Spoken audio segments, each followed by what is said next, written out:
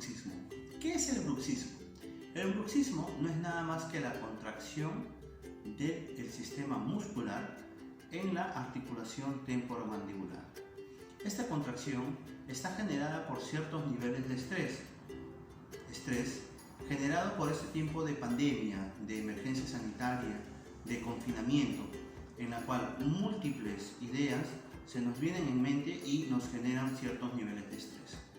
Ahora bien, nosotros en la práctica odontológica evidenciamos, o mejor dicho, damos el diagnóstico de bruxismo porque evidenciamos cierto desgaste atípico en la superficie de los dientes. Estos desgastes nosotros los valoramos y determinamos en qué nivel o en qué grado de severidad están. Y por ello nosotros podemos dar un tratamiento que en realidad debería de ser multidisciplinario. El primero sería un tratamiento con una férula miorelajante, una férula confeccionada en un laboratorio para que el paciente lo utilice de manera continua y relaje el tono muscular. El segundo sería tal vez una interconsulta con el psicólogo para que también nosotros como pacientes en este caso podamos discernir algunas ideas y esos niveles de estrés descenderlos.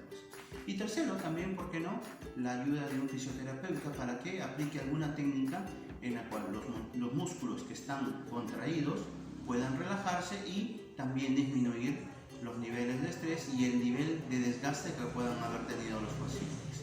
Es por ello que es muy importante que no olvidemos que en todo este tiempo de pandemia nosotros tenemos que hacer nuestras consultas rutinarias, obviamente en establecimientos que nos van a dar a nosotros como pacientes la garantía de ser atendidos con calidad. Les doy gracias por su atención y los espero en el siguiente tutorial.